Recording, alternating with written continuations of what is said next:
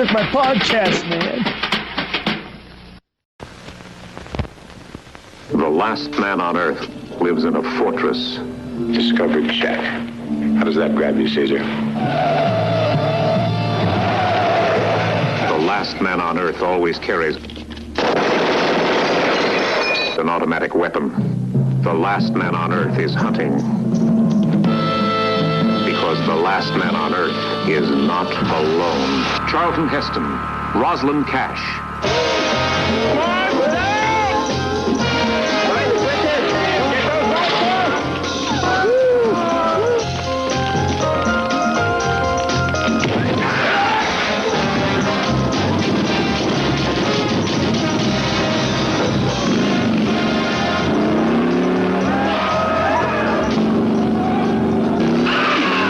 Omega Man, rated GP. Jordan, it looks like we're the last podcast on Earth. Hey, Matthias! 2 years. We've been the last podcast, Anthony. 2 years. There's nothing but these zombies, and they refuse to like and subscribe. They've been trying to kill us for the last 2 years. Kill us with YouTube comments. Yes, it's a battle of the Heston impressions. Oh, this is how it's going to be, huh? Well, I say bring it on. 2 go in and 1 comes out. So to quote Brother Zachary in this movie, do people think of our podcast as a honky paradise? I just want to know. I would say probably so. Is that a good thing? No. Yeah. Okay. All right. Okay. So should we get started here? Yeah, sure. Go ahead. Okay. 3, 2, 1. Welcome to our podcast. The robots took my podcast. I am Jordan. And I am Anthony. Jordan, what film are we watching today? A film that you gave to me to pick. What was it I gave you? I gave you 3 adaptations of Richard Matheson's I Am Legend to choose from, correct? Yes? Yes, that is true. And basically I gave you the whole spectrum. I gave you Last Man on Earth starring Vincent Price from 1962. 64, I think. Oh, 64, I think. Actually, it's 1964. Thanks, Facts Guy. 1964, directed by Sidney Salkov and written by Logan Swanson. That was a pen name that really Richard Matheson used, yeah, because he didn't want his name on the script. Anyway, and The Omega Man, 1971, starring Charlton Heston, directed by Boris Sagal, written by Joyce Corrington and John Williams. John William, not John Williams, sorry. John William Corrington. I was like, yeah, John Williams? John William Corrington, yes. He's a triple threat, this John Williams. But, yeah, and then I Am Legend, starring Will Smith, directed by Lawrence, I forgot his friggin' name, damn it. Anyway, so yeah, all those 3 movies, I Am Legend, The Omega Man, Last Man on Earth. Which movie did you choose, Anthony? I chose 1971's The Omega Man, starring Charlton Heston, as you mentioned. Yes. What made you choose this one? I should ask. Okay, I remember liking Last Man on Earth, and I actually watched it in preparation for this podcast again. And I remember hating, it's probably not fair, but the Will Smith version, right?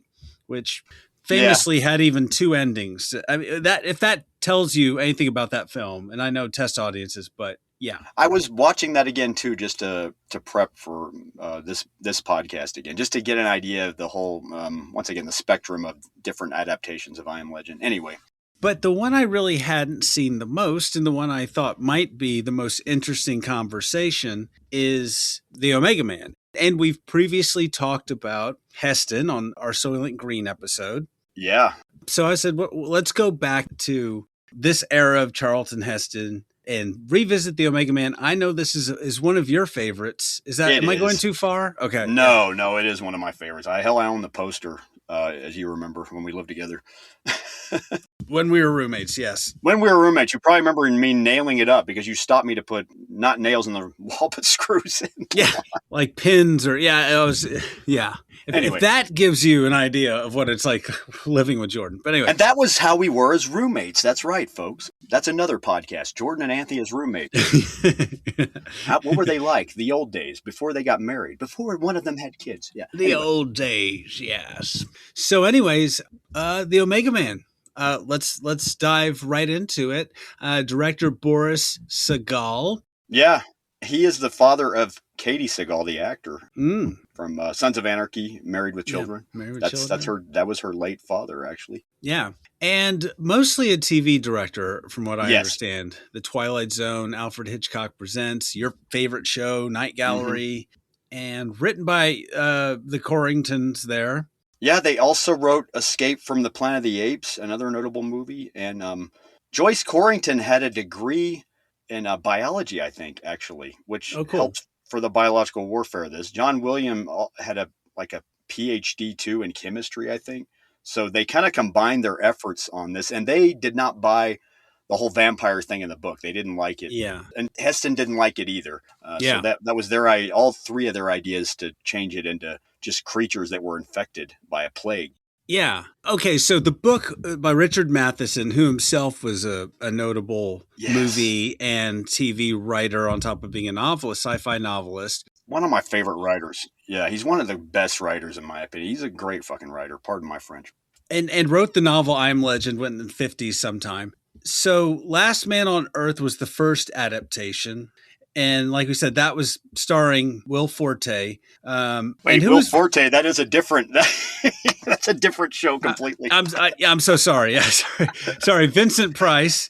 Vincent Price, yes. Fewer zombies in that rendition. That was not a rendition of the Matheson novel. I have read the book I Am Legend, and I will say the Vincent Price version is the closest. Last Man on Earth is the closest to the book. Yeah. Because they kept the vampire theme and everything, and it keeps the whole theme of isolation very well. Yeah. The Omega Man and I Am Legend are so far from the book. But yeah, anyway. And we'll have to go more into that, I think. But Vincent Price, for people who don't know, was from the Thriller video, Edward Scissorhands' dad. He was just synonymous with horror in the 50s and 60s. Yes, he talked like this or something. Yeah. And it's a very interesting voice. But that movie was weird because he's kind of this skinny, nondescript older dude who is just slaying vampires every day. It's tense and it's exhausting. He's got this day-to-day struggle where he gets up in the morning, makes some coffee, and then goes and sharpens some freaking steaks and goes slays vampires every day. And then at night, the vampires come for him. And these are his friends and family and people he knew. He's in his boarded up house, and trying to listen to music and watch home movies so that he won't hear the cries outside of "Neville, come out" from his neighbor Ben Corbin. Yeah, and that's very close to the book once again. Yeah, I don't think he's Neville. I forgot what his name was, but it was Robert Morgan in the Morgan. Morgan, come out. They actually, they brought the name back in the other two adaptations. But yeah, and this was also something that Heston did not know about when they started this movie. Heston didn't know when he bought this property. It was him and his partner, Walter Seltzer, at the time. Walter Seltzer and him were kind of a producing acting duo combo. Yeah. Seltzer would produce, he would star. Yeah. And they had also done Soylent Green together among like 5 movies they had done together. And Heston was not aware that this movie existed, and he watched it after they had bought the book, and he was kind of disappointed. Really? He says in his memoir, I watched The Last Man on Earth with Vincent Price. It wasn't too good. That was just... It wasn't too good. And I disagree as well, because... I like that version too, actually. I honestly think that the next 2 versions pale in comparison to it in certain ways. Is it a great film? Is it fantastic? No. But it does certain things very well. The atmosphere is probably the best of all these movies. Oh, yeah. It is just droning, and he's got to put on this jazz music to drone out these screams and just I don't know, it's an exhausting movie. And then I'm not going to go into the end. Yeah, that's why I say it's closest to the book. It captures the atmosphere of the book a lot more. Yeah, and it kind of follows the whole themes of the book, which we'll get into. But really, I'm kind of measuring the Omega Man unfairly against that. Uh-oh. I can already predict your review at the end. No. It's a different film, and it's not fair. And it's not fair to compare I Am Legend to this film. Mm-hmm. Although it kind of tries to split the difference in a weird way. I think Will Smith's I Am Legend is more a remake of the Omega Man than anything. Yeah. As far as adaptations are concerned. It's not really an adaptation, really. Yeah. As well, a direct adaptation. Okay, but the book is about... there's an apocalypse, and we'll get into it in this movie. Mm-hmm. It's set in Compton, California. And then there are gangsta zombies, capping fools, 6 faux impalas. No, are they zombies or vampires, Jordan? Are they zompires? Are they vampies? What are they? They're vampires in the book. However, in the Omega Man, they're just kind of creatures that don't like the light, that have been infected by this biological warfare or something like that. After a war with Russia and China, basically, as we find out. And the first shot of the movie, we see Heston I love this. He's just driving around LA, downtown LA, and it looks very desolate. Although if you look really close, you can see some cars in the background. But yeah, how did they do that? It's fantastic. This is probably one of the best shots of the movie, and in my mind kind of makes the movie, just the emptiness of Los Angeles. They shot on Saturday and mostly Sundays, because Sundays they realize, and this is for most major cities, as you notice, most major cities are kind of dead on Sundays when you go downtown. There's not a lot going on a lot of times, unless if it's a major city like New York or Chicago. New York, or yeah. But downtown LA back in 1971, it was a smaller city back then, LA, and there wasn't a lot going on. So all they merely had to do was barricade off a few streets, and that was it, and redirect traffic. Yeah. They were pretty well off. They shot everything MOS so that you got the silence, I'm sure. Mm-hmm. These scenes at the beginning really evoke the feeling of him being the last man on Earth more so. Yeah. It's haunting. Yeah, it's quite haunting. And it's very haunting. And because it's American, where Last Man on Earth was shot in Italy trying to pose as America, it kind of hits us more, even deeper on a visceral level, primordial level even. Yeah. It's biblical. Something about it is biblical. And of course, throw Heston in there, god dang, it's more biblical. Yeah. And so Charlton Heston plays Robert Neville, as we mentioned, who plays the Omega Man, superhero. The last man on Earth is not alone, as the trailer says. But notice they call him the Omega Man. They don't call it the last man on Earth, because maybe he's the last man on Earth. Maybe he's not. We'll find out. I don't know. But the Omega means the last of something, right? It's a Greek word, right? Yes. Well, who is Charlton Heston, for anyone out there who's still like, what are they talking about, bro? You know, I started watching Heston when I was younger, and he was making these biblical films that I didn't even know he didn't even make anymore. But I was in a religious commune, for nicer words, when I was a kid. And you were alive in the 50s, Jordan, when he was making... We used to show movies to try to get people to come in, and we would show old Charlton Heston movies like 10 Commandments, Ben-Hur, El Cid. Mm-hmm. And I'm watching this as a kid, and I'm falling in love with Heston, his work. And I'm thinking, does he still make movies like this anymore? And he didn't, of course. This was the 1980s. No, he didn't make movies like this anymore. He made Wayne's World 2. Yeah, and then he popped up in a cameo in Wayne's World 2. Popped up in a cameo in Tombstone, another movie we talked about. Yeah. Later on in the 90s, when he was having kind of a resurgence. And Heston, he was big in the 1950s, and he was kind of this heroic biblical figure because he was in so many of these historical movies. Yeah. Biblical, I should say, and historic movies. Like I said, he played El Cid also. Then in the 60s, he gets more into science fiction with and maybe Planet of the Apes. I got to give him credit. Maybe he saw the future there, or maybe it was just his own gut. I know Heston, when he got to that point in his career, he chose things based on what struck him as strong material. Same with Planet of the Apes. Mm-hmm. He was big on this high concept stuff at the time because he just thought, what else am I going to do? I'm sure at this point. But he must have seen the future coming, I guess, because he started doing science fiction, as you're saying. Yeah, he goes to Planet of the Apes, the sequel, then does Soylent Green, or then does this movie, then Soylent Green. So, yeah. And then he goes to disaster movies where he saves the world again in the late 70s, like Earthquake and, Airport 77 or Airport 75 with Miss Karen Black. Yeah. Who we talked to her son on another podcast, Hunter Carson. Anyway. So he's driving around the empty streets of Los Angeles, and Misty, our friend who likes old cars and movies, that is a 1970 Ford XL convertible that he's driving.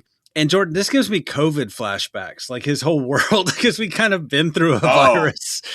When I watched this movie during COVID, it made it even more creepy, honestly. I started thinking about that Rolling Stones song that the Stones wrote at the time, the Living in a Ghost Town, Yeah.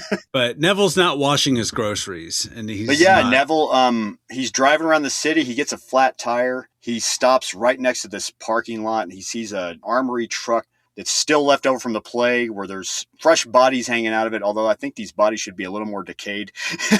After a few years, whatever it is. Yeah. So then, he finds his way into a dealership and gasses up this Mustang that he sees there. Isn't that a Shelby Mustang, I think, for our friend Misty also?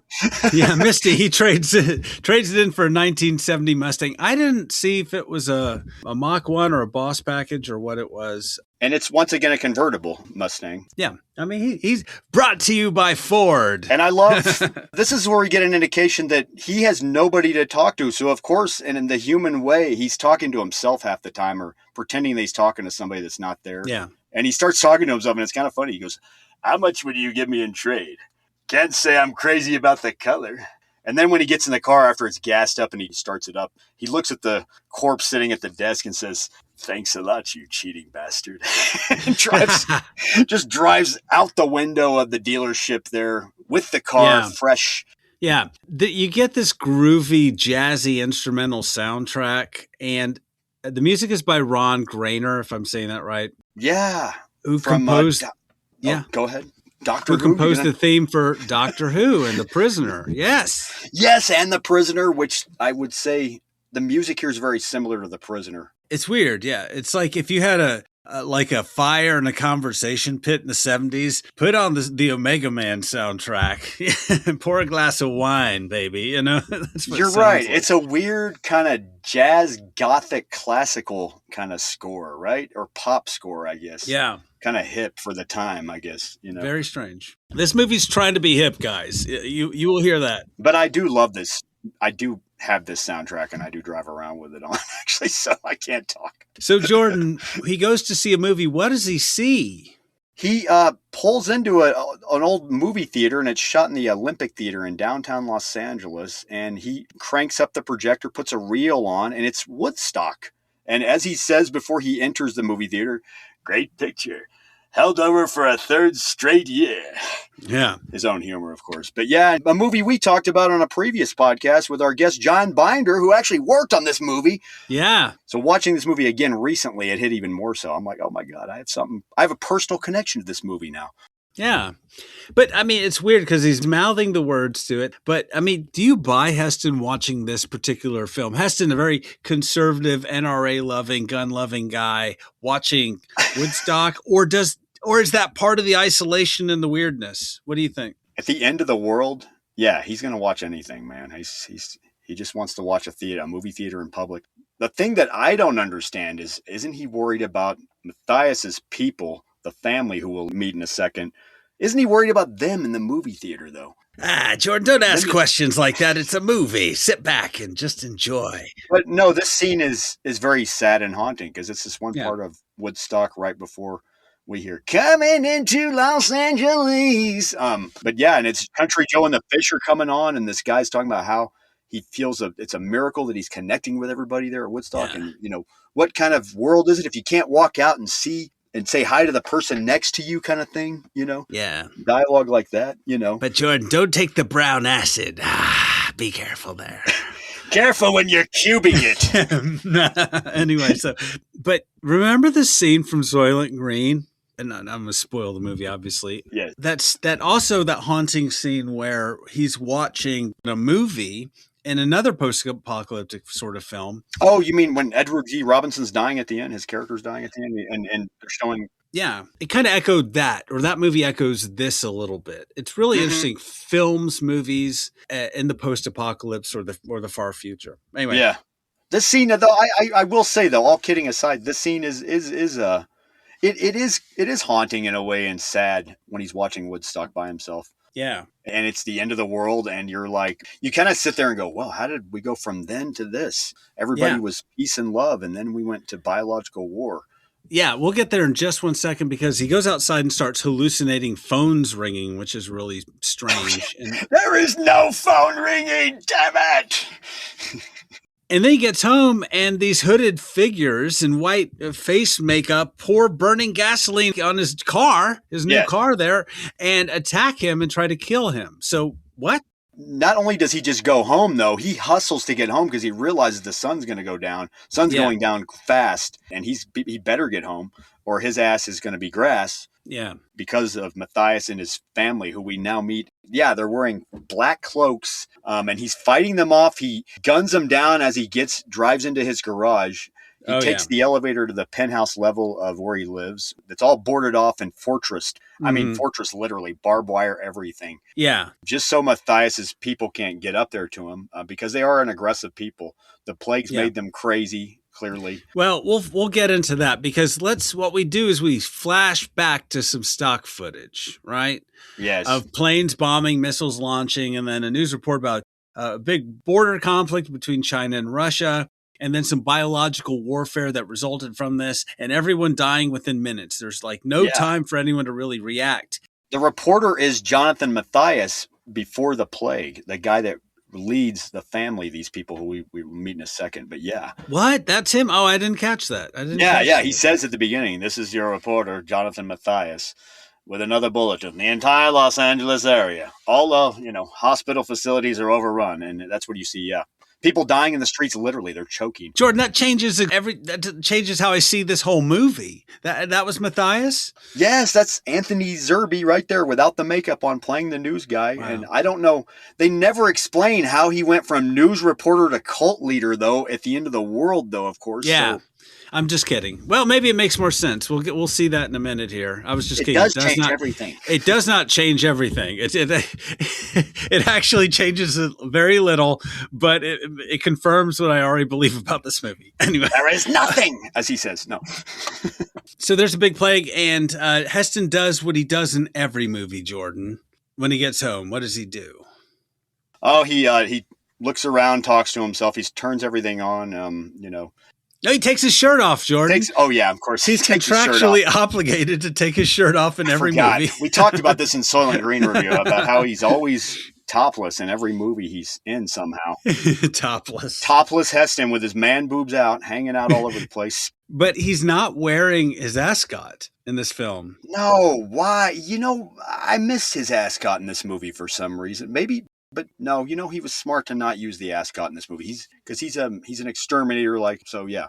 So anyway, and I like his house because he's got all these artworks that he's taken because it's the end of the world. He's clearly, culled every museum piece. That's what's cool too. I love that too, that he's culled these expensive sculpts and paintings. Yeah. And he's got a hell of a liquor collection, obviously. Yeah.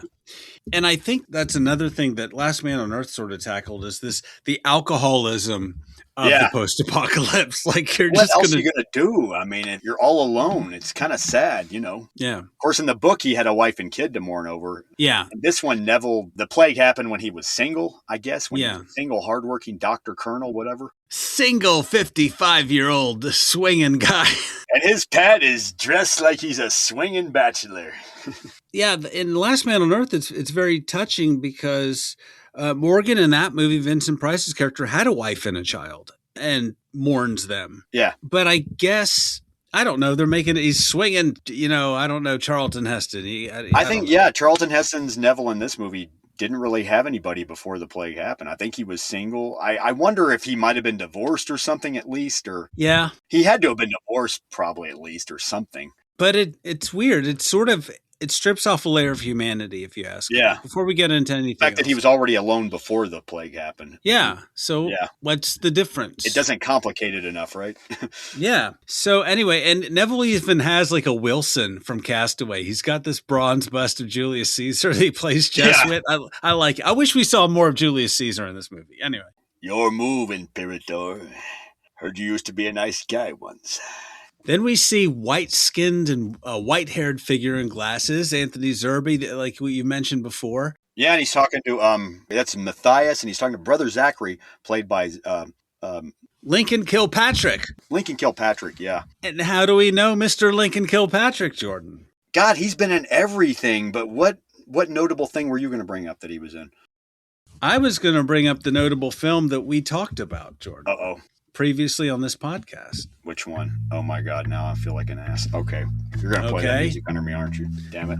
Play. Here we go. Ding dong dong. What film did we previously talk about with Lincoln Kilpatrick? I give up.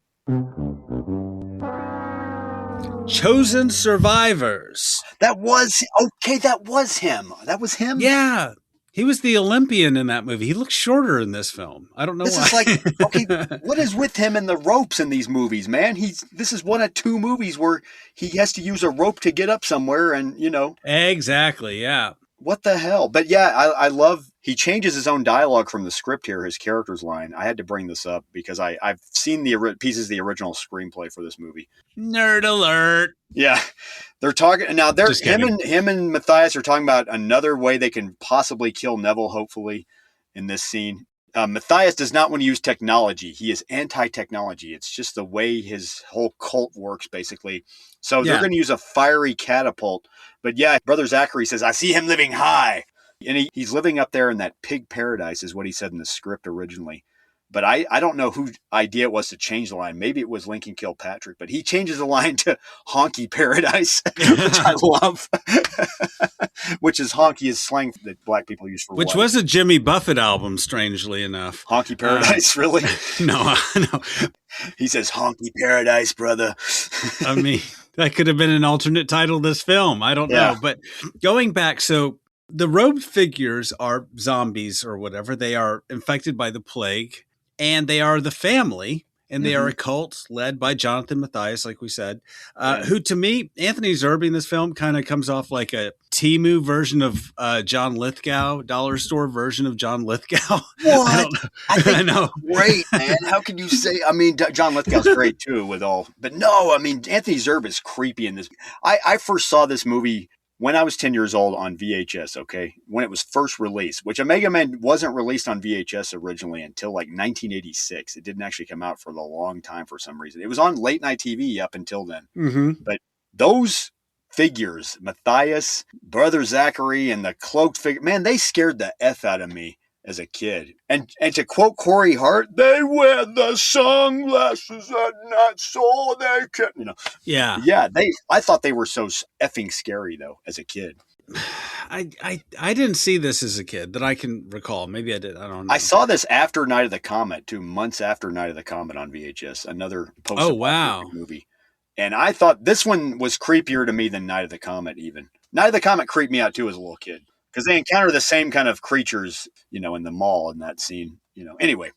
Yeah.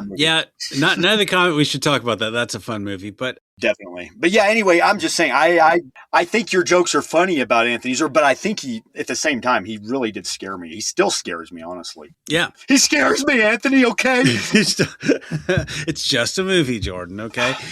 But you know who scares him is Neville, because the family, as he calls his followers, they all wear robes.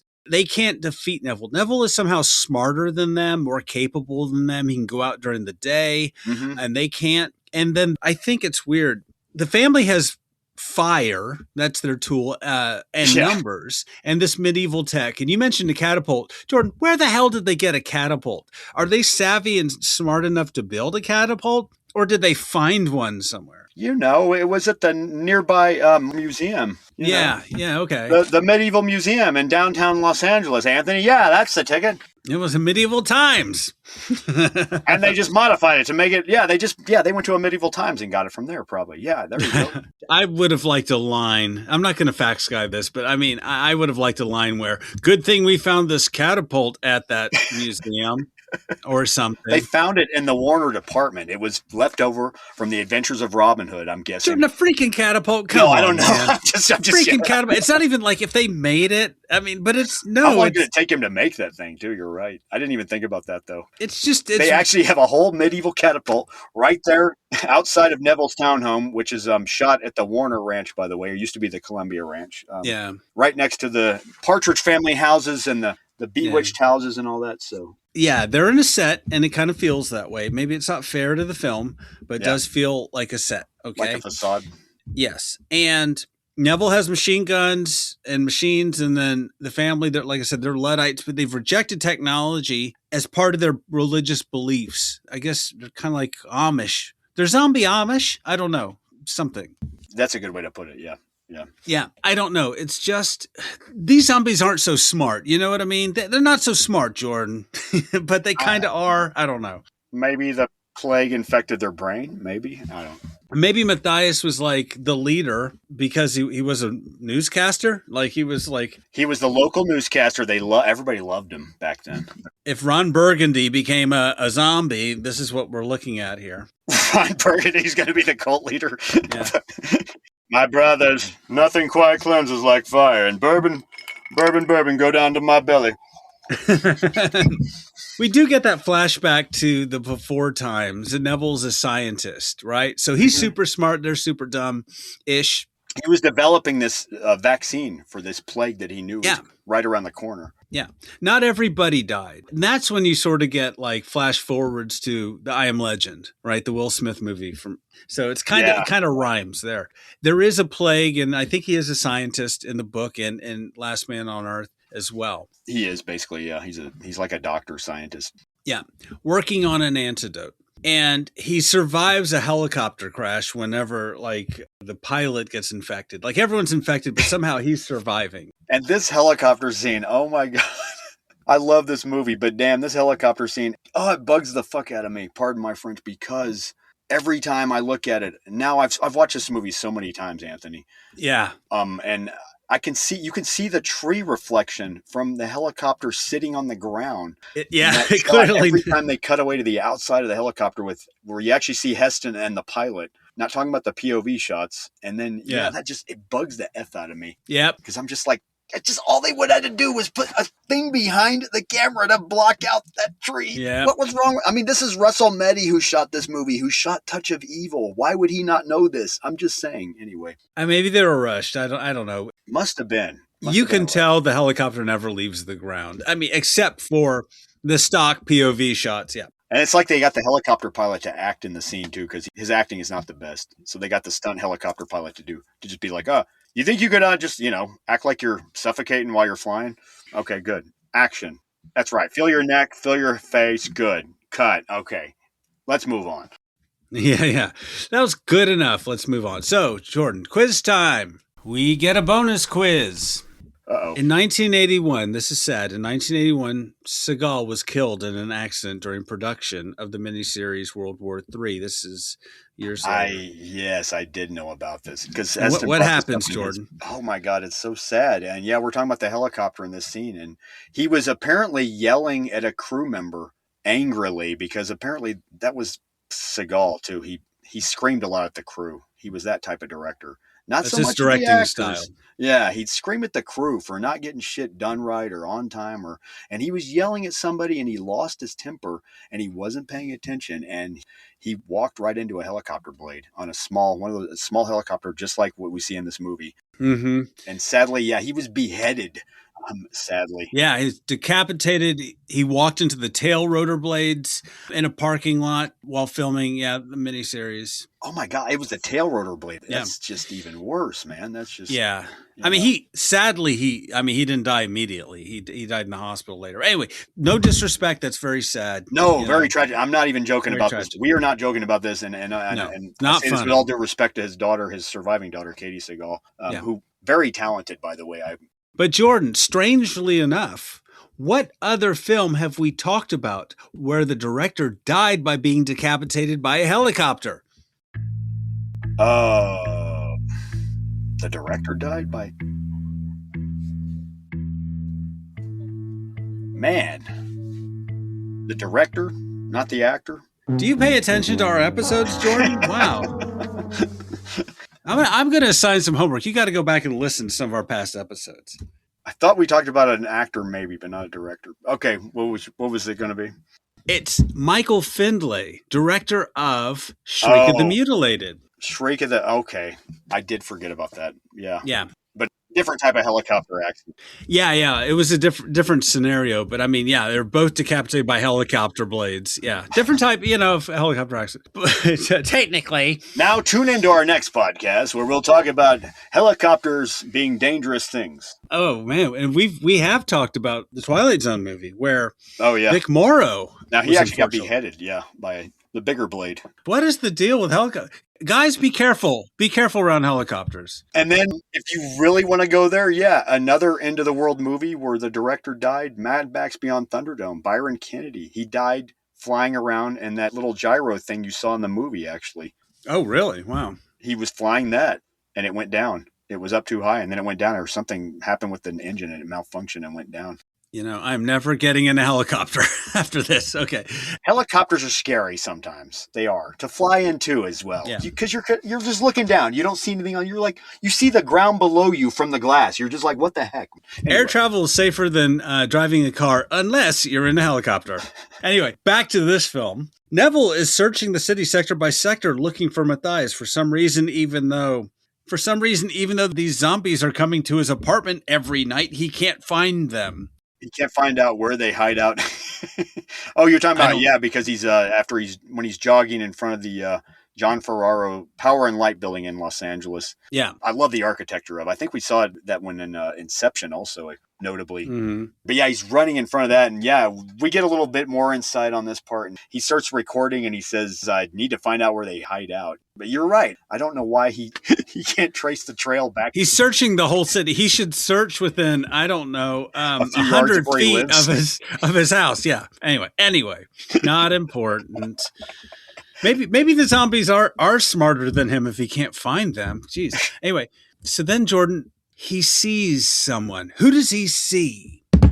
This is after he's in a department store. Is that what you mean? Looking around? He's in a department store. He's in a department store just taking off his, because he's the last man on earth. He can just walk into a department store and just start grabbing clothes. And he wants to try on some ladies' clothes because nobody can see him. Yeah, you almost think you're supposed to get an idea of how lonely he is because he's staring at mannequins like, a guy would stare at porn. Yeah. And poor guy, he hasn't gotten laid clearly in 2-3 years. I don't know.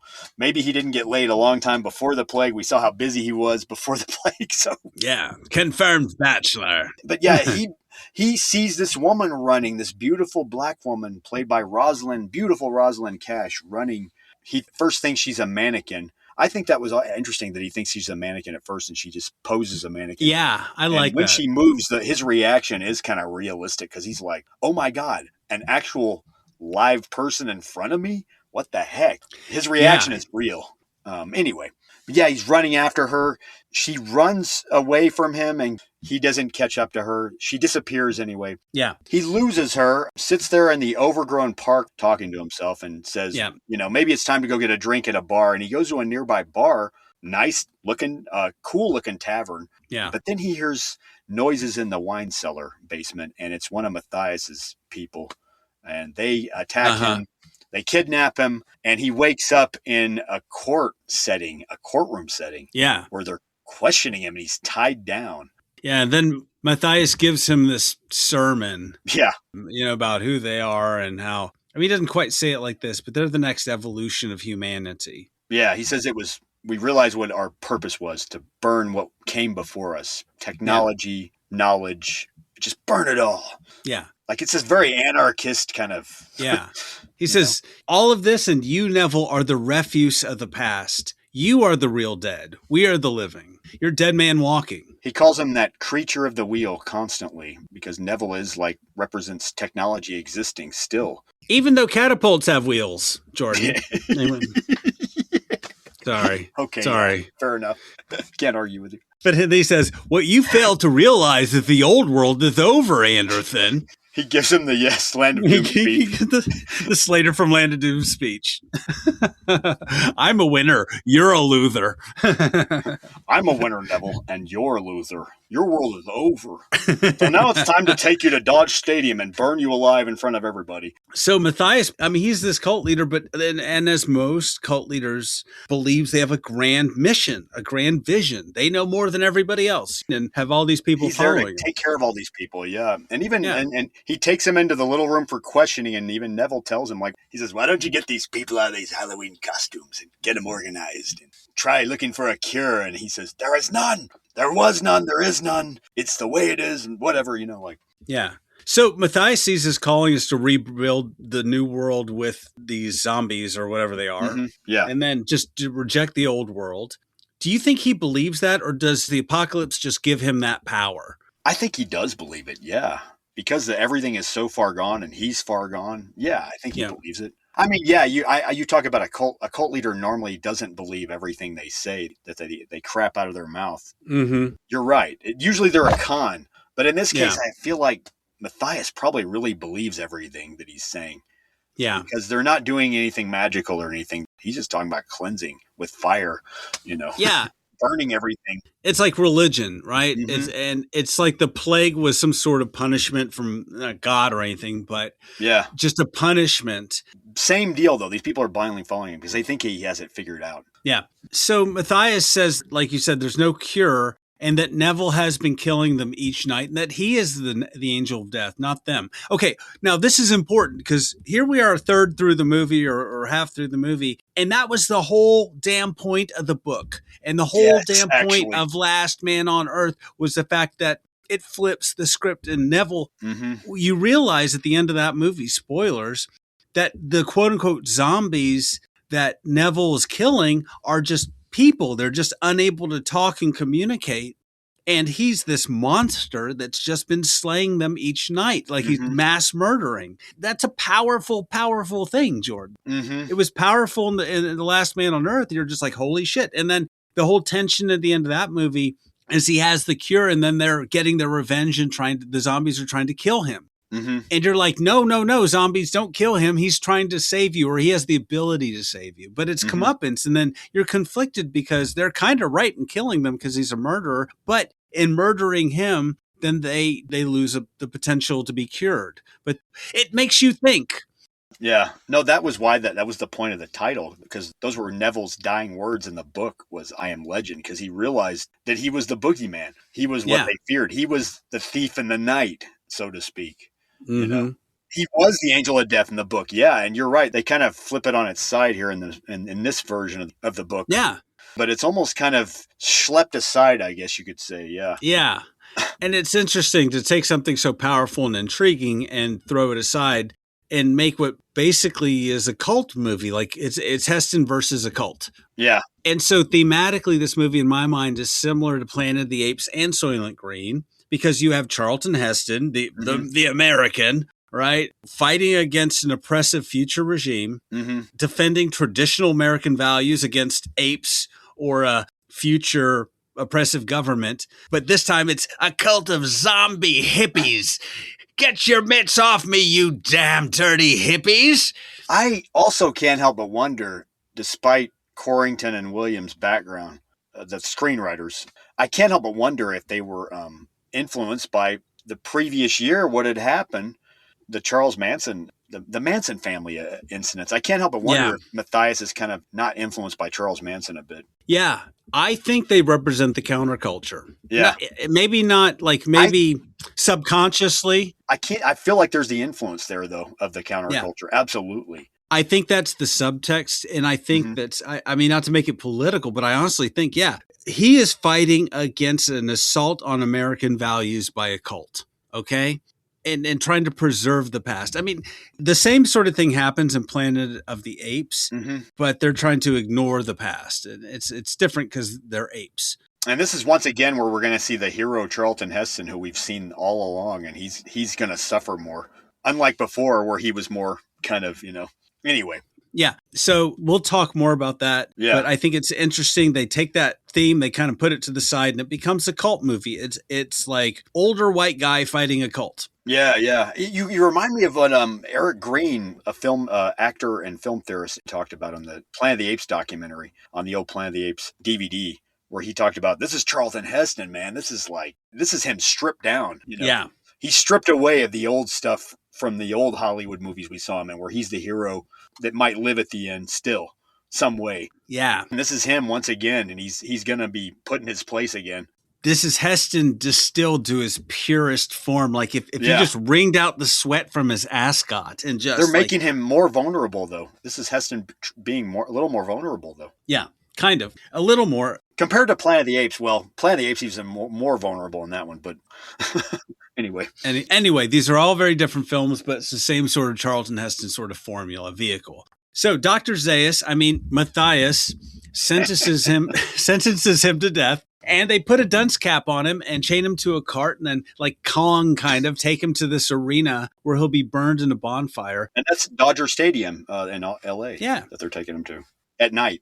But Jordan, then what happens? They've got him tied up to these stakes, and they're attempting to burn him with other refuse of the past. And out of nowhere, we meet Dutch, played by Paul Kozlow. He comes in to save him, throwing a grenade to spark up some light. He turns the lights on in Dodger Stadium to scare them off. Yeah. And he frees Heston from the ropes and manages to save him. Now, I have to say something about this moment. Apparently, Paul Kozlow hit Heston on the shoulder accidentally with that gun he had. It was a real gun he had. Yeah. And this is why they have rubber guns on movies and TV shows now, folks. For this reason. Yeah. I feel bad that Paul Kozlow had to suffer at Heston's, because later on, Heston, after they cut, Heston said, "Damn it, man, that smarted. What the hell?" He said, "I didn't ask you for a gun blessing." Yeah, he Damn said something to him like, "Watch what you're doing next time, man. Seriously." And he left it, and then after that, he let it go. He didn't mention it for the. Yeah. It hurt him. It knocked him right in the shoulder. It like bunned him right on the shoulder blade. Heston can take it. He's tough. And you kind of see it right when he grabs the knife, he unties him. They have Paul Kozlow doing it for real. It's not a stunt man or stunt double. Mm-hmm. Anyway, So, but who is Dutch? Dutch is a human being. Dutch is a person. Dutch is another human at least, and yeah, he looks kind of like a hippie, and he's got leather jacket. He's kind of cool. He's kind of a renegade looking dude. He's kind of the Daryl from Walking Dead of this movie, is what I thought.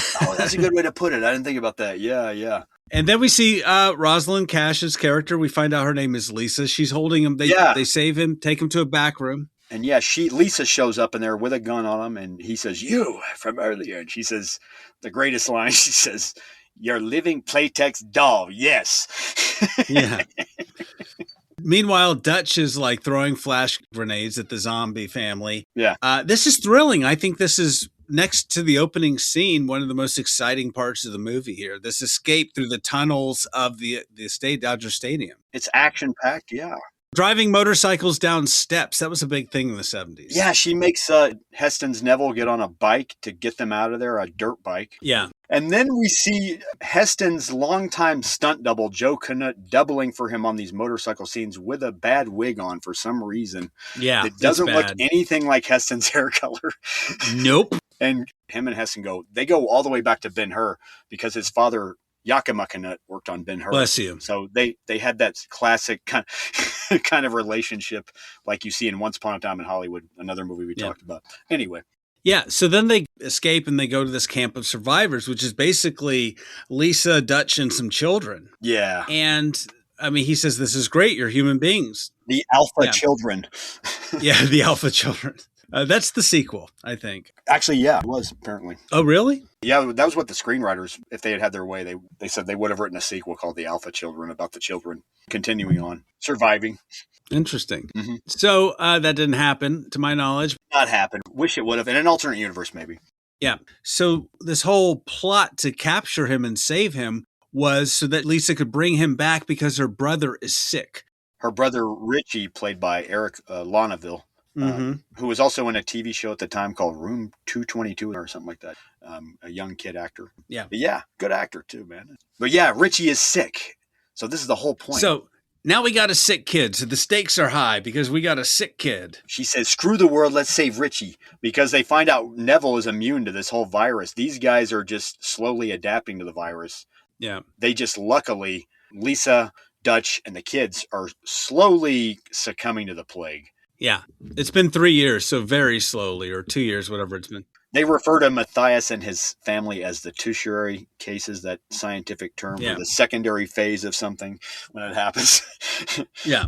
Secondary, tertiary, the third phase. Yeah. So they have Neville just to try to cure them. And so Neville, being a scientist, like, oh, well, what I can do is I must have some immunity. I can make a serum out of my blood and an antibody or whatever serum and inject it and then see if it can help Richie to survive. So he does that. He brings Richie and Lisa back to his pad and he begins these treatments. Starts doing a blood transfusion. And this actually adds to even though there's no vampires in this movie feels very gothic still. Yeah. There's gothic themes. It looks very gothic. And this is part of it. This adds to the vampire nature of it, the blood transfusion. Oh, I hadn't thought about that. Yeah, you're right. So Lisa says that they were part of the family till one point, and then Matthias started to realize how different they were. And as Matthias and his people began to change more into more zombies, and then the humans stuck out. Oh, yeah. As Neville's trying to help Richie, after he helps Richie, him and Lisa start to get comfortable with each other. Ooh, yeah. Heston starts putting the moves on her. A little of that. But yeah, they pour each other some drinks. She puts on an after 5 dress, as I would call it. And, Yeah, they're about to kiss, Jordan. And then what happens? Mood killer. The power goes out, and Neville gets up and he says, if the power went out, then it must be the generator in the garage. That's Heston's big reaction, yeah. But he has to kind of catapult himself down through the elevator shaft because he can't take the normal elevator because he's worried that Matthias' people might have broke in downstairs to the generator. Yeah, there's no power, too, so he's got to climb down the elevator shaft. But somehow they figured out a way to cut the power below, but they didn't kill the generator totally. So Neville is firing up the generator the whole time and gassing it up, trying to get ready, but he's doing it all with a flashlight.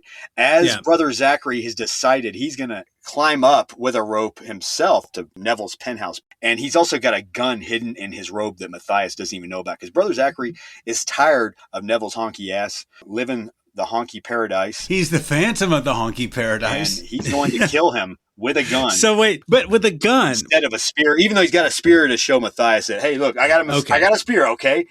So I'm not using a gun, but yeah, Matthias sees the spear. The gun's just for decoration. The guns. I didn't put a gun in my robe, Matthias. And ain't nothing here to see. It's okay. But yeah, he's going up the same time. So there's a lot of tension and suspense here in this scene. And yeah, as he's going up slowly, Heston manages to get the power back on. He goes right back up through the elevator and the door opens. He aims his gun at Lisa and she's like, Robert, no. But he guns down Brother Zachary, who is right behind her. And he scares the crap out of poor Lisa. And she's like on the floor. He's like, are you okay? Where were they? And she says, where was this about me being the only girl in the world? And they kiss. And then they I'm guessing they do. Then they get it on. They do it, as Butthead says. So he turns the lights back on, so to speak. But turns the lights off with her. No, I mean, so shoots the zombies. Yeah.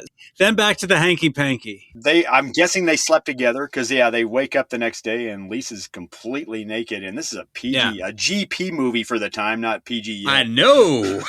And she's Rosalind Cash. What a lovely lady she was.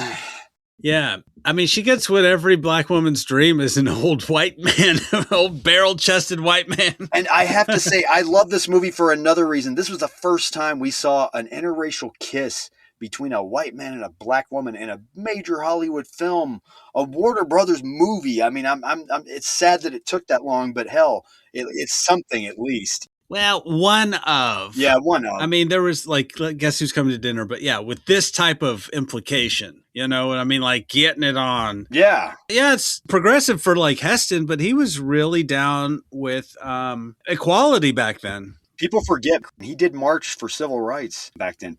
I will give Heston props he was a good guy, probably still. Yeah, I mean, he probably wanted this, and I think it was important to see this sort of relationship, as weird as it is, this May-December relationship here between these two. That's only weird because she's younger than him, though.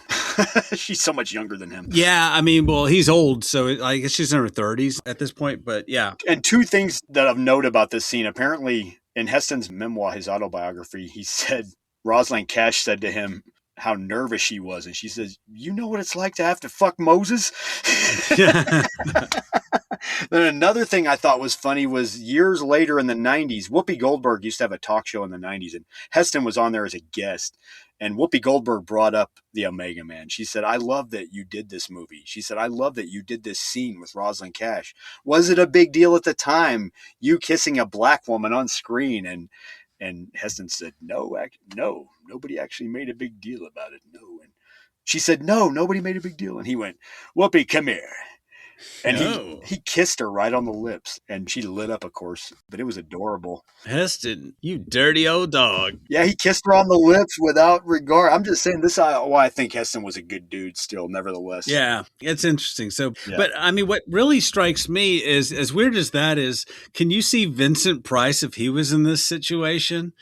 Yeah. You know what I mean? Like, I've never gotten jiggy with a soul sister before. So I guess it's a little better with Heston. I don't know. Yeah. But so Neville and Lisa go to the lab and make antiviral serum for Richie. And make love.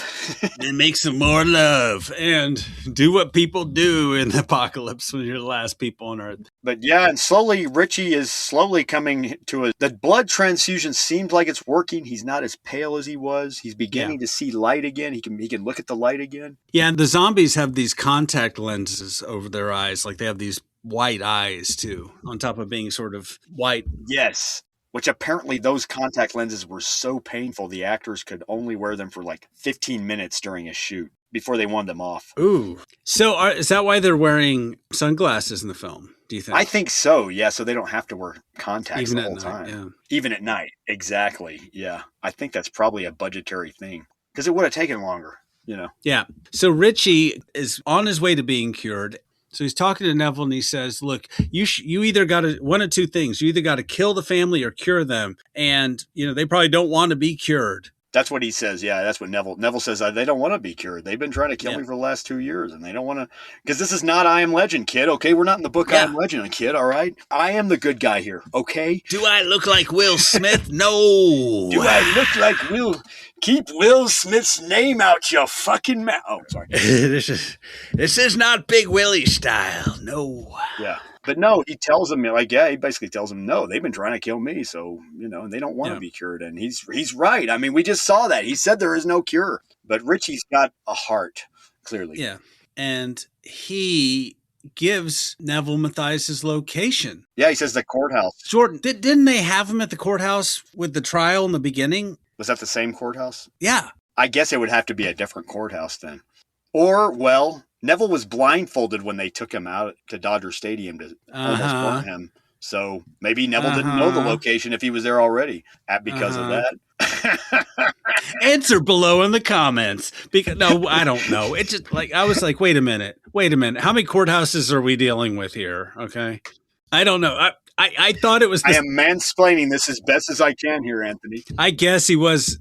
Well, why they blindfold him if he was anyway? If they were going to kill him and they had the upper hand, why would they? And they had him captured, anyways. Why does Mathias just want to have the family living in the courts? I don't know. Yeah. I don't know that. Aren't they rejecting the old thing? And the family, okay, and so the family is also burning books. Mm-hmm. I think that's sort of important too. That shows like maybe they're burning old files and things in there, burning documents. but they're literally the new seat of power. You know, they are judge, jury, and executioner. But yeah, Richie tells him, they're in the old courthouse building, the one from the Batman TV show. Remember that courthouse? The Gotham City courthouse in the Batman TV show from the 1960s, Adam West. That one. They're hiding out in that building, okay? He's like, oh, okay. I remember that show. Oh, that's right down the street, technically. Then Richie goes to the old courthouse where the family lives by himself. Because he's going to reason with Mathias. Yeah. He gets the Shake My Head award of this podcast. Like, Richie, hold on. Let's talk to Richie here for a second. Yeah. Movie, sit down. Richie, look. Why, dude? You've been through a lot, Richie. I know this. Look, just heal up, dude. Don't try to fix it. Don't try to do this. You're not ready for it. And you know how these people are. Why does this even happen, Jordan? I don't know. I don't know, man. Richie, you can't reason with Mathias. Neville told you how crazy they are. They're insane. Plague make them insane, Richie. I'm sorry. I don't know how to explain this, Richie, any other way. Even as a kid watching this scene, I thought he was stupid, though. As Yes. a 10-year-old kid, what does that tell you? Yeah. When I saw this at first on VHS, I was like, that kid is stupid. He's going to get himself killed. A little baby Jordan was like, "Daddy, this is contrived, and it's just a conveyance for the plot. I don't buy it." Dad, why is Richie dumb as shit? Son, don't say that kind of thing. And then my dad washed my mouth out with soap after I said, And so anyway, so then Jordan, what happens to Richie? oh my God. Well, he goes to try to reason with Matthias. Why? He says, if you could just get with him, talk to him. You and Neville talk, have a drink together, have a hot dog together, hold hands maybe, y'all could maybe see that we could make things the way they were. Yeah. Share a Coke. Have a Coke and a smile together. Yeah. Put on some Barbara Streisand. Memories at the corner of my mind. Have one of those 70s like golden hour walks through the, in the sunset in the field. Yeah, look like an album cover for Mellow Gold. You and him, Neville, get together, okay? Smoke a joint together. Smoke about this, maybe even, but but no, Matthias does not go for this at all, of course. No. Matthias says, Neville's gotten to you. He more or less tells him he's been gaslighted by Neville, basically. The words we use nowadays. Yeah. I was going to say something else to this scene because basically Matthias also thinks that Richie was sent by Neville. And he says that to him. He says, he sent you, didn't he? And he says, no, he didn't send me. He saved me. And he wants us all to go away from here. And he's like, he sent you, didn't he? He's like, no, I'm a dumbass all by myself. Yeah. No, I did this dumb shit all by myself. And then, that family creeps up behind him, and it's kind of scary the way they creep up behind him. Yeah. It's kind of scary because he turns around and just sees one of them and those friggin' eyes and that pale face. Yeah. That pasty face and the contact lenses. Oh my God. And it's scary. And then And Richie, if you haven't seen the movie, he's not a little kid. He's like 17 or something. yeah, he's like a sort of petite 15, 16, 17-year-old maybe. He's a short teenager. Short teenager, yeah. So anyway, the family next takes to the street, and then Lisa sees them. She takes off her head wrap and glasses when she sees the family. Yeah. She decided to go off and get some things before they were going to leave town. Because Neville had the idea that they were going to head for the mountains, like a Bush Beer sounding ad from that back then. Yeah. Head for Bush Beer, head for the mountains. And he's like, yeah, we're going to head for the hills, baby. A river that nobody ever damned. But yeah, and Lisa decides to go out and get things. And I always felt like it was a bad thing, too. Like something bad was going to happen. Because he even says, like, can you skip it maybe? Yeah. We got everything here, But yeah, she finds Matthias and the family walking the streets at night, and she's slowly succumbed to the plague. Neville's gone out to go after Richie because he found the note Richie left on top of Julius Caesar's bust. And Neville, he goes to that court where Matthias's people are, but he finds Richie, just Richie dead. And they've left him dead and then left him in a funeral pyre. I mean, I guess but he's doing this now. But Jordan, wouldn't you go after the family during the day? He's going there with a machine gun. Or wouldn't you have like lights or? Oh, you mean just wait to the daytime to go after them? Or I guess he had to follow Richie because he went, but I would come in with some lights. You know what I mean? Oh, yeah. He just rolls right in there in the dark with a gun. Because, yeah, that's the thing. That's their one weakness is obviously bright light, even if it's artificial compared to vampires even. Yeah, except for fires, which they're fine with. But anyways. They're fine with torches, apparently, yeah. But anyways, I guess that's why they wear sunglasses. I don't know. Anywho. Anyway, that's not important. But not important, no. So then Neville recklessly goes after the family and crashes his Jeep, and he goes home to find Lisa, and she's transformed, and then she lets the family into his apartment. Yeah. He's like, "You're tearing me apart, Lisa." Ah. And they just trash everything in front of him. All this precious artwork, everything that represents the old world, everything that's precious to him, including Lisa. Yeah, one of them sticks a butcher knife through this nice modern painting, and they smash all the artwork. They smash his chess table with the Julius Caesar bust. Wilson! Yeah. They take his basketball and just knife the crap out of it, and you hear the air just explode out of it. And yeah, Heston's like, "Wilson, damn it! Damn you all to hell!" And yeah, like Heston has to watch as they hold him down, and then Matthias says, "See, it was all an illusion. It wasn't really real. It was all a dream." Yeah. And his lab, too, where he's making the serum, the antidote. The antidote. Yeah, man, what the heck, Matthias? Jeez. Yeah, it's brutal. I mean, they're going to kill him, right? But it's still like the most awful thing. They want to torture him before he dies, right? Mm-hmm. The death of the old world. But he's able to fight his way out. He takes Lisa out to the front lawn. He takes Matthias and puts a knife to his neck, and the family's like, "Oh no, don't kill our Matthias!" But yeah, and then he escorts Lisa out as best he can out of the penthouse. Yeah, he realizes he's got a few more minutes till the sun comes up. Yeah, but as he's going out to the fountain, friggin' Matthias spots him. Goes out on the balcony. Goes out on the balcony from the penthouse, and he throws a spear right at Neville, an old-fashioned medieval spear. And it jabs him right there in the fountain. And then Neville does something that you wouldn't think a colonel would do with experience. He pulls the spear out and bleeds more. Yeah. I mean, okay, yes. But I hear if you're stabbed, you're not supposed to do that. I'm just saying. Can we agree that Matthias is a really good shot? Yeah, amazing. That's amazing. I mean, because he's 100 feet away, maybe, on a balcony looking downward. This is like the Kennedy. I want to see like a mock-up, like where's the grassy knoll and where was like, I want a little diorama to figure out. A Zapruder film of this? A Zapruder film is exactly if this was even possible, because he's on a balcony. He throws a spear. The spear impales That's him. right. And then Neville goes back and to the left, into the fountain and bleed. To quote Kevin Costner in JFK, another Warner Brothers movie. But it's a little unbelievable, but okay. I mean, that spear is pretty aerodynamic, is all I'm saying. Yeah, wasn't. But you can kind of tell there's a line on it, right? Can't you see that? What? No, there was no monofilament attached to that sphere at any time. Okay, it looked kind of cheesy. I don't know. Anyway, What it's do you just mean? a throw and a cut and a. Yeah. No, that was Anthony Zerbe really throwing that thing at Heston, man. What are you talking about? Okay. Anthony Zerbe is a really good shot. Yeah. No, it's not like a model airplane in a James Bond film. No, it's not that effect at all. No, I doubt it. Anyway, You're saying the effect is clunky. To quote Stanley Kubrick, you think it looks fake. yes, I think it looks fake. I'm going on record, and this is when everybody turns off the podcast. No, this is when everyone's like, Anthony. But yeah, Anthony, come on, this is my favorite movie. And he's just slamming it right here. This is my favorite movie. Let me just look. All right, everybody. I'm gonna have to Matthew McConaughey everyone here. All right, it's like all right. All right. Yeah. Everybody be like a bunch of McConaughey's here. Let's all be cool. Couple McConaughey's. Look, we're just talking about this movie. Doesn't mean that you're lacking it is wrong. It's a good movie, but we're just having a little fun, just a little discussion with it. No disrespect to Mr. Zerbe or Mr. Heston. No. No offense to anybody. All right, we're just gonna get through. We can get through this. All right, okay. Anyway, so yeah, Neville gets killed by a spear. Who saw that coming? And then talk about a shit death. Yeah, and then Lisa just is like, "Hey, I'm part of the family now. Neville is evil."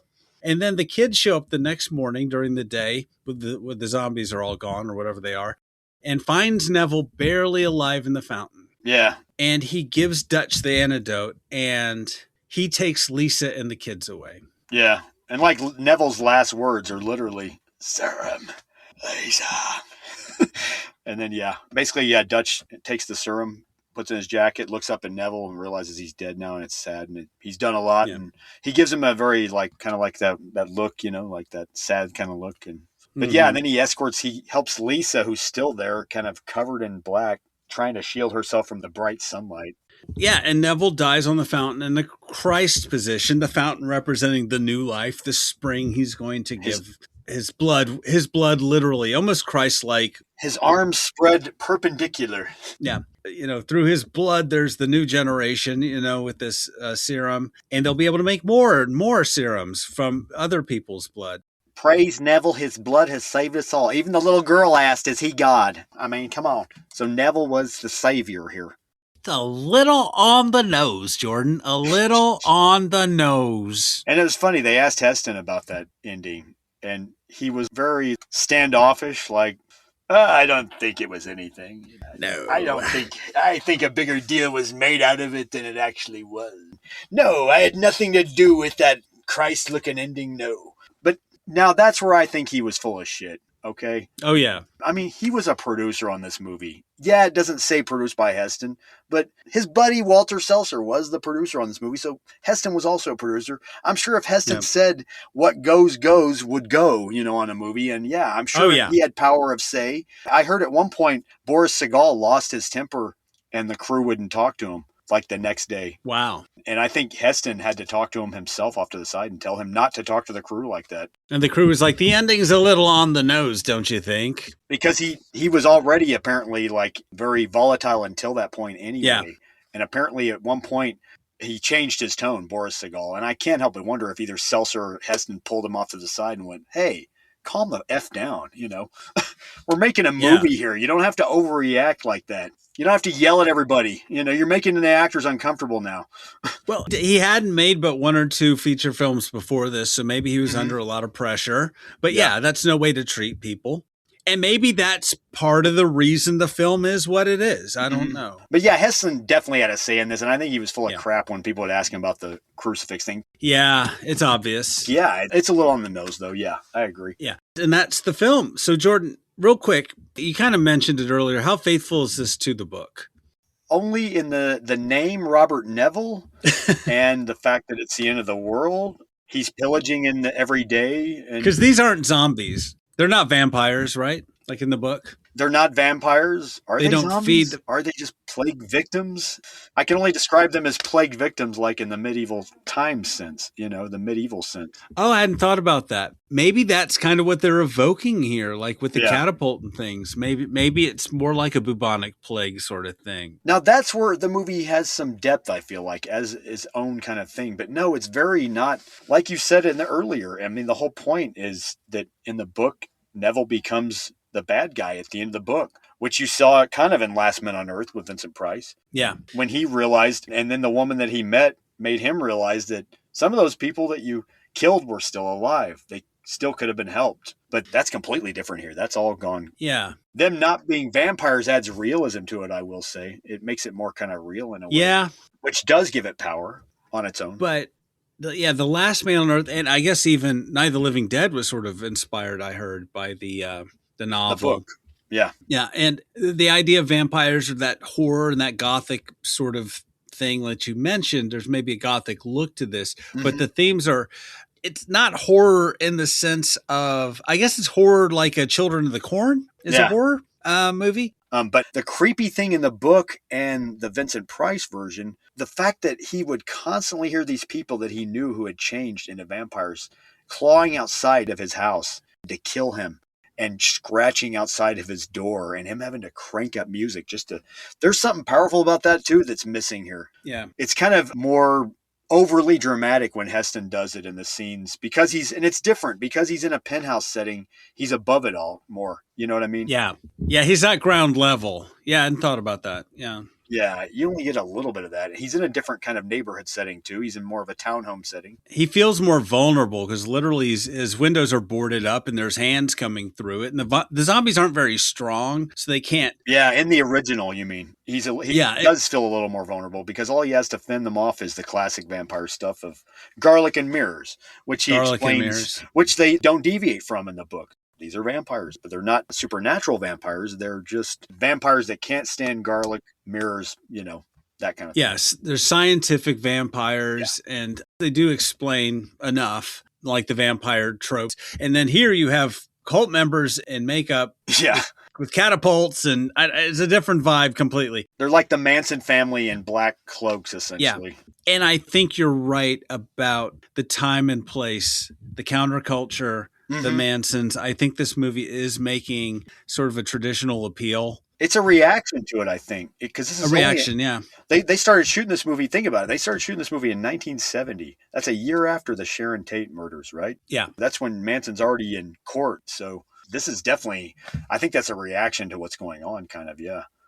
Yeah, but having Woodstock, which just came out like the year before this, I think that's a weird olive branch in trying to cover that up and hide that sort of aspect of the film. I'm not trying to get into the politics of the film, but it's pretty glaring. Just like the ending, I think it's... You think this movie's like, hippies? You can't trust them. Just a cult. Yeah, they're a disease. I know the whole Manson thing killed the hippie vibe after that.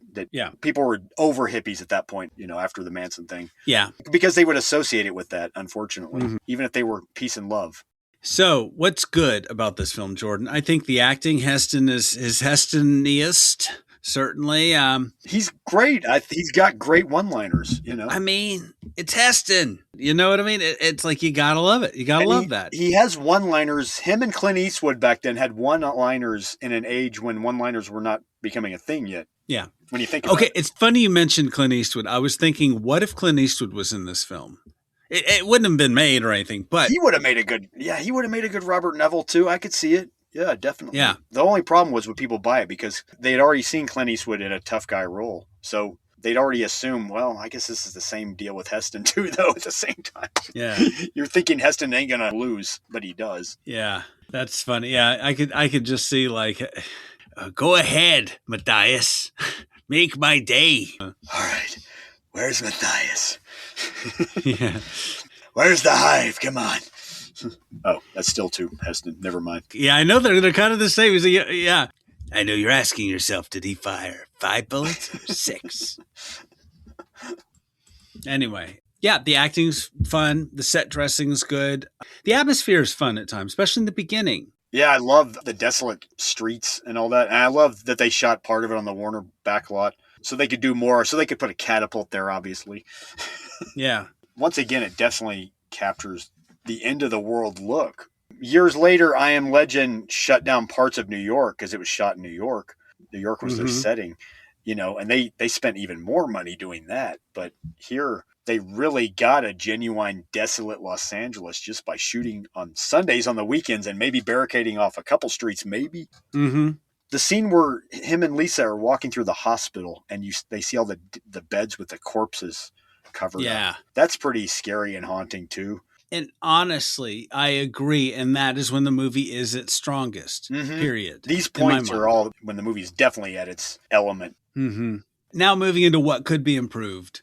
Freaking zombies in pancake makeup. And maybe it wasn't meant to be seen in high def. I saw it on a streaming service, so you can kind of see things. And this is a problem similar with old movies, Well, you say that though. I have an old interview. People had a problem with it back then too. Oh, okay. I have an old interview where a guy interviewed Heston, where this guy asked him about a Mega Man on the set of Soylent Green of all things. And he told Heston flat out, like he was a kid at the time, he said he thought the makeup in a Mega Man looked horrible.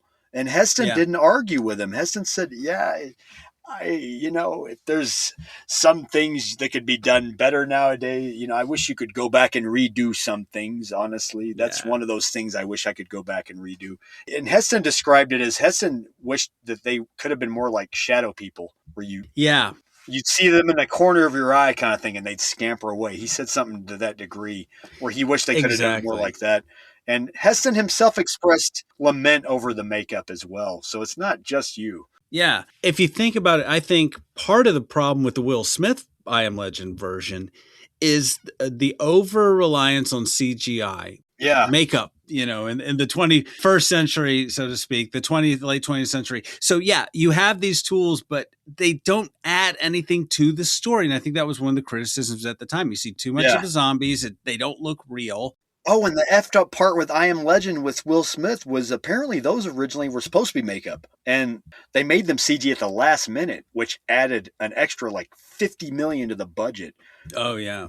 In fact, when they were shooting at the time, my little brother lived in New York, and he saw them shooting people in green suits down one street that was shut off for I Am Legend. And and here's the thing. They might have been worried in the same way you were saying that it's not going to work. I wonder if they were worried in the same way. Oh, it's going to be like the Omega Man all over again. It's not going to work. Yeah. I wonder if that was a freak out kind of thing where they did that for that reason. But it didn't work. It was too much in I Am Legend. That's the problem. It was too much. Too much. Yeah, I think there's parallels there because I do think less is more. I think hindsight is 2020, and Heston was like, yeah, maybe we should have showed him less. Yeah. Showed him more shadowed or something. And I can just see even a cheaper, lower budget film. Less dialogue. Yeah, a lot less. The zombies or whatever they are the plague victims are almost too articulate. You're kind of wondering why they're so challenged by Heston. I made fun of the catapult, but things like that with the fire and being afraid of light. Yeah, like there's the script didn't cook long enough. Okay. I'm telling you right now, I don't care about poking holes and things, but just the concept of who these zombies or whatever they are, these plague victims are. Okay. They took a story, and here's really story problems. They took a story about flipping a perspective, which is very powerful. Mm-hmm. What if you found out in your everyday that you're this huge villain? Yeah. That's a powerful realization. Mm-hmm. They gloss over it at the beginning of this film and turn it into this basic cult movie in this apocalyptic setting. They forget about the apocalypse, except we get those strong moments with him and Lisa walking into the abandoned world and then himself in the beginning. But whenever the zombies are on screen, it feels weaker to me. I don't know. That's just my thought, Jordan. The movie kind of loses its power. Yeah. All the desolate streets and the hospital beds in the world can't make up for it. Yeah. Okay, so the Matheson novel and Last Man on Earth had this powerful message. What's the message of this movie, Jordan? When at the end of it, you're like, what did I watch this for? What is this movie telling you, Jordan? Yeah. What's this movie telling the audience? Oh, Like, what's the lesson here? we're all brothers, man. Honky paradise, brother. We all don't need that honky paradise. But I guess so. Cult's bad, but then they kind of win at the end. Colt, bad. Heston, good. That's a good point. I don't know what the theme of this movie is compared to you're right. The book had that powerful theme. Yeah. That is like one of the few times in a story or movie, just talking about I Am Legend, where the title is actually warranted. Yes. There's a reason for it. It's not just a fancy title. Because, the title loses its power on the Will Smith version. Yeah. But, the fact that it's flipped at the end of the book and you're like, oh, my God. I remember giving that book to a friend of mine to read, and she loved it. She was crying on every part of it. Yeah. Right to where he made friends with the dog in the book even, and the dog ended up dying days later, a plague. And she was like, the dog died, I cried. Yeah. But then she got to the ending and she reminded me what the point of the title was. And I had forgotten at that point. And she said, oh my God, the whole point. He's the boogeyman now. He's the thief in the night. He's the angel of death. He is death himself that they fear. Yeah. He is legend. He's not a good legend. He's a scary legend that they fear. He's the villain. He's the villain of the story. Van Helsing is the villain here. That's what's interesting too. It's like taking Dracula and making Van Helsing the villain more. Yeah, that's powerful. It is. And then you take that idea and like, it's been done before. What if we just have a bunch of cult members and he's fighting cult members? Why? Well, you have something that's gold. Why change it? If it ain't broke, don't fix it. And I honestly, that's screenwriting, but I gotta that's say, Hollywood too. Yeah. Well, we don't feel like people are going to understand vampires being there. I don't understand. Vampires is such an outdated thing. Why don't we make it more real? And probably Heston. Yeah, but that was apparently Heston and Corrington and Williams. Yeah. They were all in agreement that no vampires. Yeah. Across the board, apparently. The book is confusing and depressing. I think the Omega Man was a risk for Heston still at the time, probably just like Planet of the Apes was. Yeah. Because they're going to watch him in this silly movie where he's going to go up against a cult with people in cloaks. Yeah. It's crazy. Well, was it a risk, Jordan? Were audiences plagued by this film? No. Were audiences catapulted to the box office? Did audiences feel like they were the last person alive? Maybe after seeing this. No, I couldn't find a budget online for this. Now, I have read up on this. I think the budget was around $2 million, and I think it did do well, though, from what I understand. Yes. I think it made more of its money, though, later on at the drive-in. Drive-in was the second run back then, before the video stores or before streaming. Yeah, I think you're right. I estimated this. Dirty Harry came out the same year, speaking of Clint Eastwood. That cost about $4 million, but that's a bigger movie. Another Warner Brothers movie, yes. Yeah. Last Picture Show, 1.3, Two-Lane Blacktop. We talked about that movie. That cost almost $900,000. So $2 to $3 million sounds about right for this. And then Heston took a reported $300,000 salary for this, not including his points in the film. That makes sense, yeah. So it took in $4 million. So double its budget. I'd heard that figure too. Domestically, that was $4 million. Overseas, I imagine more. Yeah, 8.7 overseas, international second run. So that's pretty successful. Also, Paul Kozlow said in an interview that it was a hit at the time. He said because audiences loved the interracial relationship between Heston and Rosalind Cash.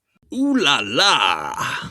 It's a weird movie that in some way is trying to slay the counterculture and, lampoon it and warn against it, but also embrace it I guess, to get people in seats. I don't know what the politics of this movie is, but it's very confusing to me. It's weird, too, I think, that this movie comes at a time when we talked about this, too, with John Binder and his wife, Jeannie. They were in Hollywood at that time when there was this transition around 1970. Yeah. It's interesting this movie comes around the time when old Hollywood is dying. Yeah. They're slowly realizing musicals aren't going to make money anymore.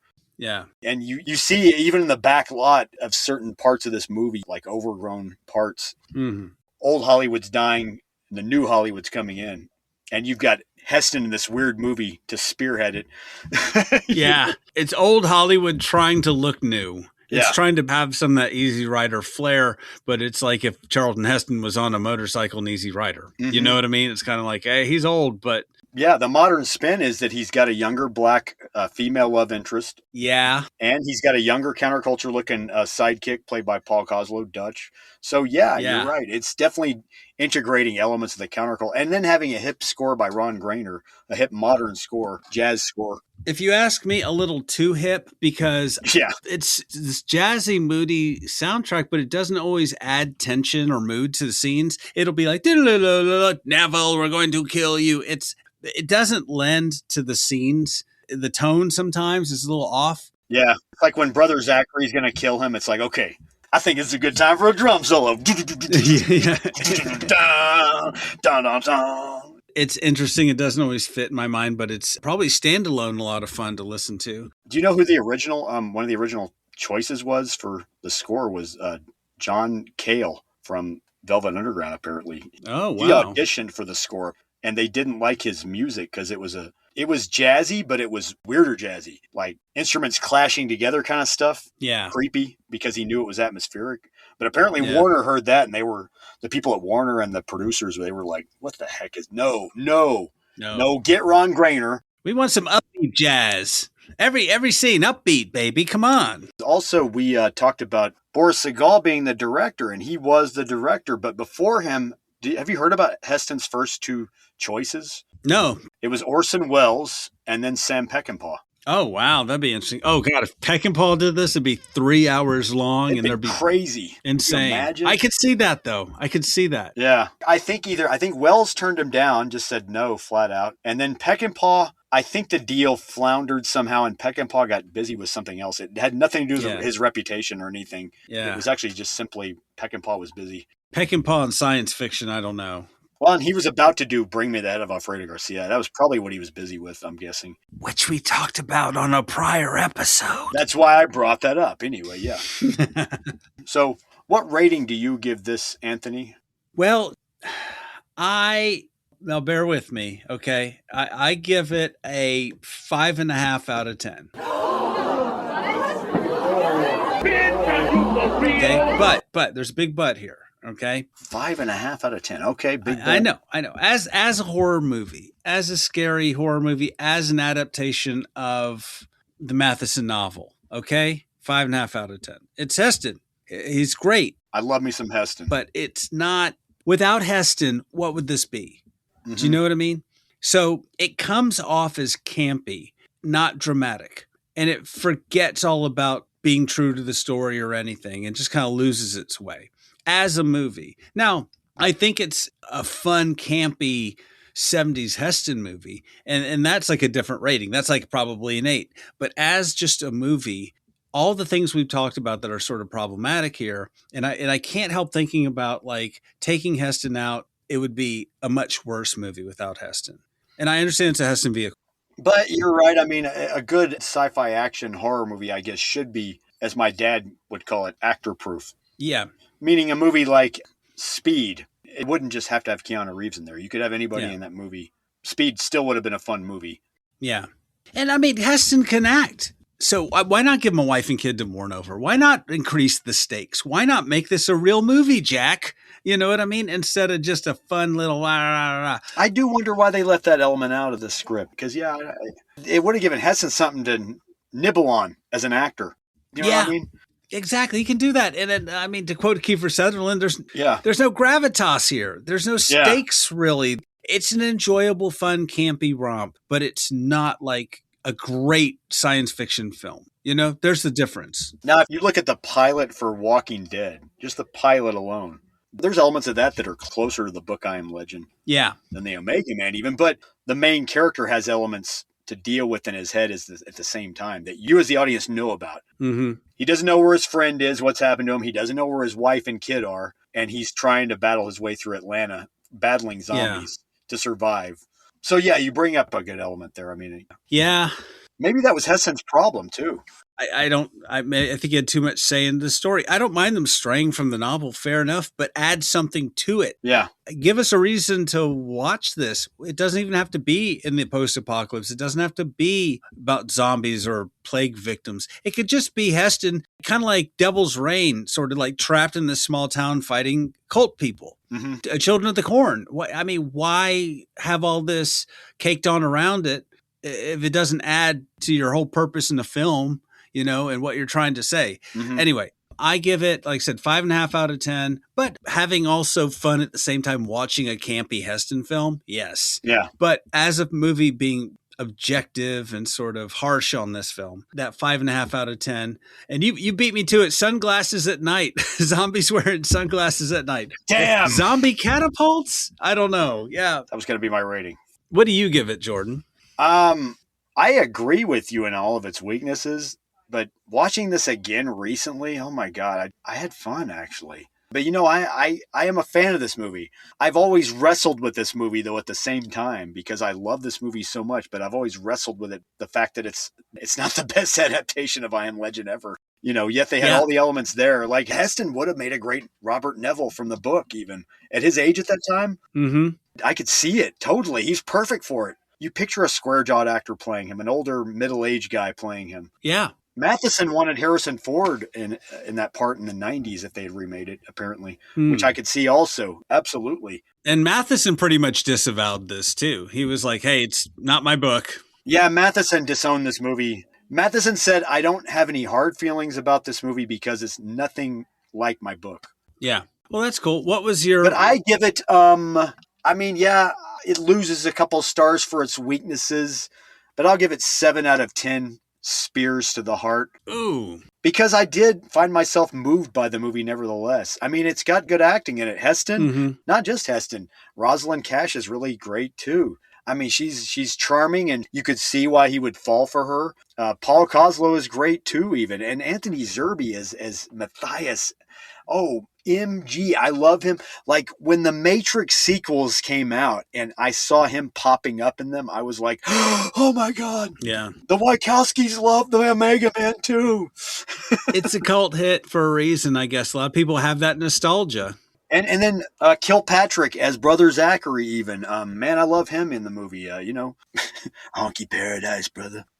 I mean, that's why he comes across as campy. You know what I mean? I don't know. Yeah. I don't know. But I actually love the one-liner. I've come to love the one-liners in this movie. Yeah, I understand why a lot of people love this film. It's a fun watch, but once again, it could have been better. Oh, in so many ways.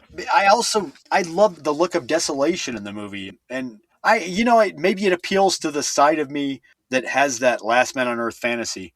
Because part of this movie is just a fantasy, I guess, Yeah. Talking about this movie more than the book even. Because, yeah, he does things that you would do at the end of the world. We would go to a museum and collect classic works of art and put it in our house, right? Yeah. Be like, hey, I'm the last man on Earth. I'm going to preserve this stuff. Even Will Forte's Last Man on Earth is a pretty good version of what it would happen. Yeah. Without zombies. But yeah, it's fun in that aspect. Yeah. Maybe this just is a fantasy, the whole being the last person on Earth kind of thing is just and Night of the Comet kind of touches on that too, even that we brought up earlier, where these two girls, what do? They go, the first thing they do is go to the mall. Go to the mall. And just freaking clean up.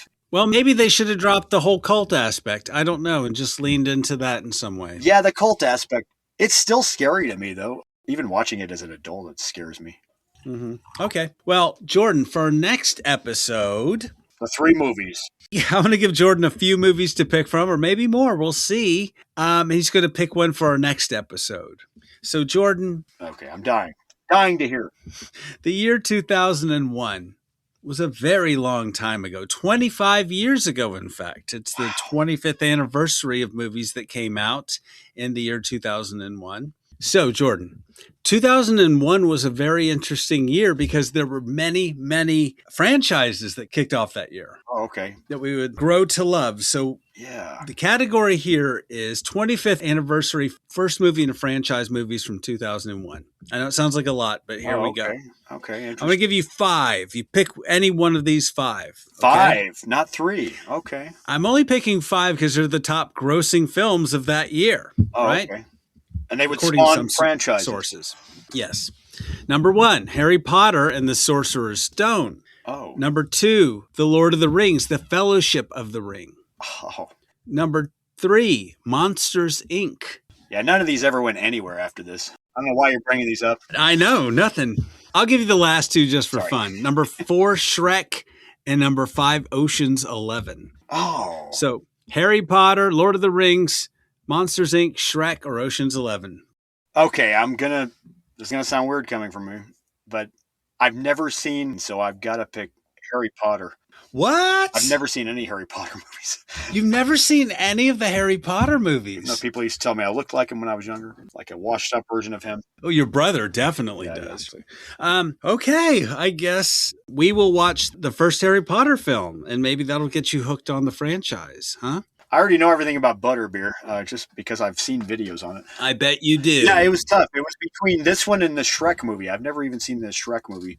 You've never seen Shrek either, Jordan? And oddly, I was realizing that when I was watching I Am Legend not that long ago with Will Smith, because the kid is watching Shrek in that scene near the end of the movie. And I was like sitting there going, oh my God.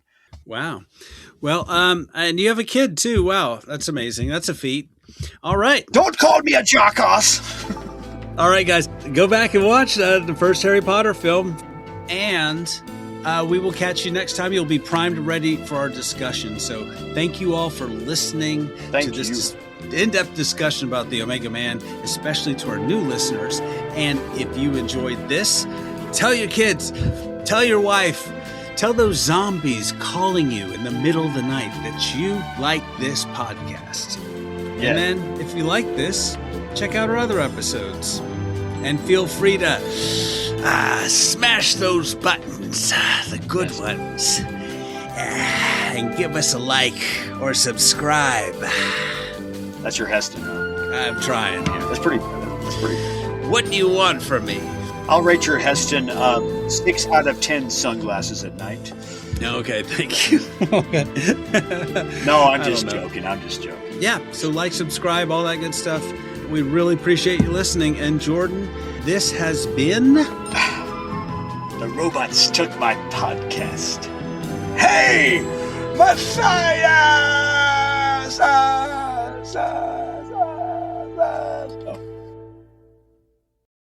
All trailers, clips, music, or any other copyrighted material are used sparingly, edited from their original forms, and used for the purposes of criticism, discussion, commentary, and education about these fine films.